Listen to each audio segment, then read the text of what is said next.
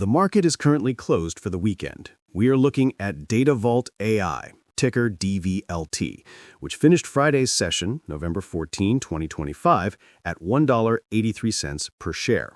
That was a significant move, a gain of 18.83% on the day. However, in the after-hours session, it gave back some of those gains, pulling back about 4.36% to settle around $1.75. Now, when a microcap stock like this, with a market capitalization of just over $53 million, spikes nearly 19% in a single day, the immediate assumption is often pure speculation or a random momentum-driven pop. But what happened on Friday was not random. It was a direct, calculated response to a flurry of information released by the company, information that creates an extremely high-stakes setup for this coming week. The reality is that this 18% jump was investors scrambling to get a position ahead of Monday, November 17, which is when the company just announced it will be reporting its third quarter 2025 financial results. This single event, happening just before the market opens on Monday, is now the focal point for a stock that is deeply divisive and under significant pressure from short sellers. The expectation is volatility. The reality is a fundamental clash between an audacious corporate narrative and a deeply skeptical market. Let's establish the common ground. For months, if you've followed DVLT, you've seen a stock that has been battered, trading in a massive 52-week range from a low of 25 cents to a high of $4.10. Discussions on platforms like Reddit and X are fiercely polarized. One camp views this as a scam company, pointing to past corporate failures and insider selling as proof of a house of cards. The other camp, the bulls, points to a portfolio of over 70 patents, a strategic partnership with IBM to use their Watson X platform, and what they see as a complete misunderstood transformation of the business. On Friday, the bulls got a lot more ammunition. The company didn't just announce earnings, they released a new Datavault Insights editorial that put explosive revenue guidance into the public domain. This is the core of the matter. Datavault management has guided for 2025 revenue to be in the range of $30 to $50 million. For context, their 2024 revenue was $2.7 million. Then they guided for 2026 revenue to exceed $200 million.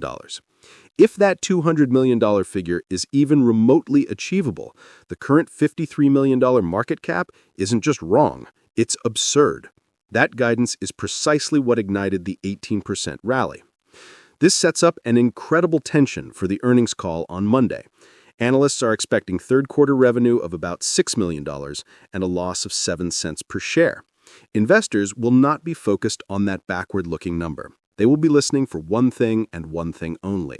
Does management double down on that 2026 guidance? Any hesitation, any walking back of those figures could send the stock tumbling. But a confident reiteration, coupled with any new evidence of progress, like the update on the pending $150 million strategic investment from Silex Holdings, could trigger a violent move to the upside. The 18% pop on Friday was just the preview. Monday's open is the main event. This brings us to the other major dynamic at play, the significant short position. This isn't just a bull versus bear story, it's a structural battle.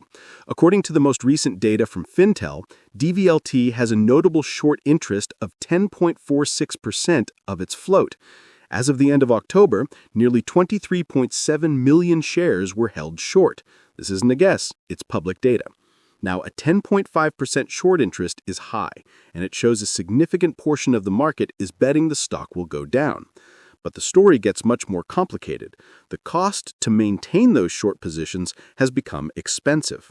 The short borrow fee rate, which is the interest rate shorts must pay to borrow the shares, was recently seen as high as 14.71% and closed Friday at 10.50%. This high fee puts financial pressure on short sellers every single day they hold their position. If the stock moves against them, like it did on Friday, the pain is magnified. But Datavault's management has done something highly unusual, a move that retail investors on forums have interpreted as a direct, technologically enforced attack on short sellers. The company has approved the distribution of a special Dream Bowl Draft meme coin to all shareholders of record as of November 25, 2025. This is not a cash dividend, it's a digital property dividend, a token. Here is the critical part. Any short seller who has borrowed shares and not returned them by the ex-dividend date of November 24th will be obligated to deliver this unique, non-cash, hard-to-source digital token to the shareholder they borrowed from. They can't just pay cash in lieu. This creates a massive liability for shorts. They must either cover their short position, which means buying shares on the open market before the ex-dividend date, or they will be on the hook for delivering this meme coin, which they cannot easily acquire. This is a deliberate corporate action designed to force a short squeeze. For anyone watching this, it's crucial to understand how to track this. You can look up short interest data on platforms like Fintel or directly from NASDAQ. The key metrics to watch are the short interest % float and the short borrow fee rate.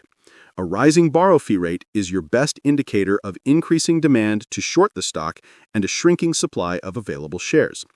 The other metric, days to cover, is currently very low, at less than 1 day, but this is a bit misleading.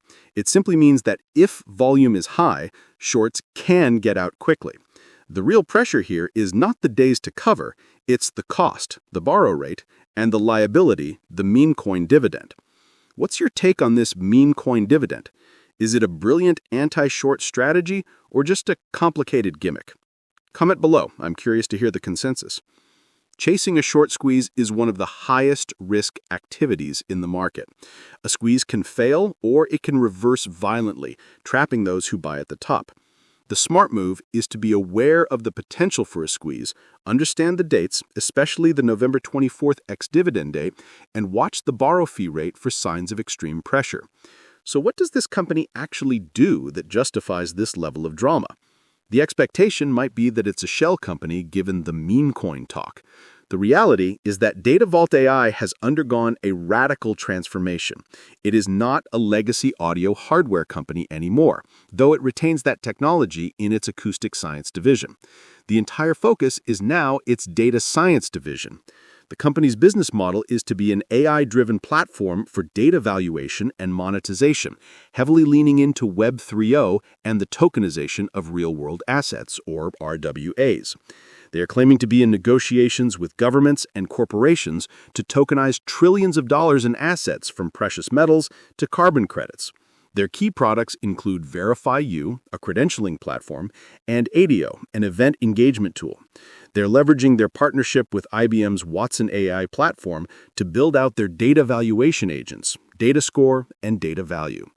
The bull thesis is that this company is building the infrastructure to put real-world assets onto the blockchain and monetize the data associated with them. The bear thesis is that this is all just buzzwords, AI, Web 3.0, tokenization, and that the revenue will never show up. This is why the Q2 2025 earnings report was so important. The company reported a 467% year-over-year revenue, driven by an acquisition. This showed they can generate revenue. And it's why Wall Street analysts, on average, have a $7 price target on the stock. That target, which implies over 300% upside from Friday's close, is not based on the legacy business. It is a speculative bet that Datavault can actually capture a piece of the RWA and data monetization market. But this also comes with massive risks. The company has a going concern notice in its filings, which is a standard but serious disclosure for a high-growth company that is burning cash. Furthermore, there has been recent insider selling from executives, which is never a great sign. This is balanced, however, by new institutional buying in the third quarter from major players like Vanguard, JPMorgan Chase, and UBS, who all initiated or added to their positions. So, here is the outlook. The expectation that DVLT is just a random penny stock pump is false. The reality is that this is one of the most high-stakes, event-driven, and structurally complex stories in the microcap space right now. We have a clear, immediate catalyst, the Q3 earnings report on Monday morning. The market is waiting to see if they can back up their $200 million plus guidance for 2026. We have a powerful midterm catalyst, the November 24th ex-dividend date for the meme coin, which puts a hard deadline on a massive short position. And we have the long-term question, can this company, with its new AI focus and IBM partnership, actually deliver on its promise to tokenize real-world assets? Or is the bear case correct, and this is all a prelude to dilution and failure? The 18% move on Friday was the market placing its bets. Monday morning, we get the first set of new cards. This is a story of extreme financial and technological claims versus extreme market skepticism. Comment below what your average cost basis is for DVLT if you're holding. This is the very definition of an expectation versus reality setup. The expectation from bears is failure. The reality presented by the company is explosive, transformative growth. The 18% spike was a reaction to that narrative, but the after-hours pullback to $1.75 shows the market is still deeply uncertain. The next 5 trading days will be a battleground, defined by Monday's earnings and the looming dividend deadline.